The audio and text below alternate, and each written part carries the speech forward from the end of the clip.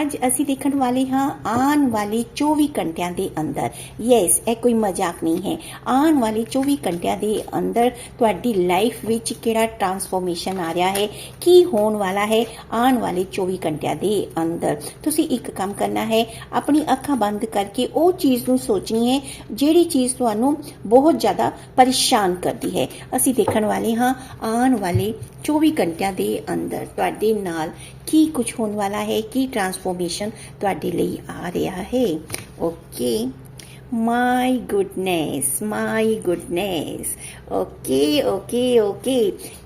ਇਸ ਤਰ੍ਹਾਂ ਲੱਗ ਰਿਹਾ ਹੈ ਕਿ ਤੁਹਾਡੀ ਫੈਮਿਲੀ ਦੇ ਅੰਦਰ ਕੋਈ ਤਾਂ ਪ੍ਰੋਬਲਮ ਚੱਲ ਰਹੀ ਸੀ, ਕੋਈ ਟਰਸਟ ਇਸ਼ੂ ਚੱਲ ਰਿਹਾ ਹੈ, ਕੋਈ ਮਿਸਅੰਡਰਸਟੈਂਡਿੰਗ ਚੱਲ ਰਹੀ ਹੈ, ਜਿਸ ਦੇ ਕਾਰਨ ਤੁਹਾਡੇ ਰਿਲੇਸ਼ਨ ਖਰਾਬ ਹੁੰਦੇ ਇੱਥੇ ਨਜ਼ਰ ਆ ਰਹੇ ਹਨ। ਪਰ ਆਉਣ ਵਾਲੇ 24 ਘੰਟਿਆਂ ਦੇ ਅੰਦਰ ਤੁਹਾਡੀ ਫੈਮਿਲੀ ਵਿੱਚ ਆ ਰਹੀਆਂ ਹਨ ਖੁਸ਼ੀਆਂ। ਉਹ ਕਿਸੇ ਰਿਸ਼ਤੇ ਨੂੰ ਲੈ ਕੇ ਵੀ ਹੋ ਸਕਦੀਆਂ ਹਨ, ਪੈਸੇ ਨੂੰ ਲੈ ਕੇ ਹੋ ਸਕਦੀ ਹੈ, ਜਾਂ ਤੁਹਾਡੇ ਕਿਸੇ ਜੌਬ, ਕਰੀਅਰ, ਬਿਜ਼ਨਸ ਨੂੰ ਲੈ ਕੇ ਵੀ ਉਹ ਖੁਸ਼ੀਆਂ ਹੋ ਸਕਦੀਆਂ ਹਨ। 24 ਘੰਟੇ ਦੇ ਅੰਦਰ ਫੈਮਿਲੀ ਤੋਂ ਰਿਲੇਟਿਡ, ਕਰੀਅਰ ਤੋਂ ਰਿਲੇਟਿਡ ਤੁਹਾਨੂੰ ਕੋਈ ਨਾ ਕੋਈ ਗੁੱਡ ਨਿਊਜ਼ ਜਾਂ ਪੈਸਿਆਂ ਤੋਂ ਰਿਲੇਟਿਡ ਮਿਲਣ ਵਾਲੀ ਹੈ।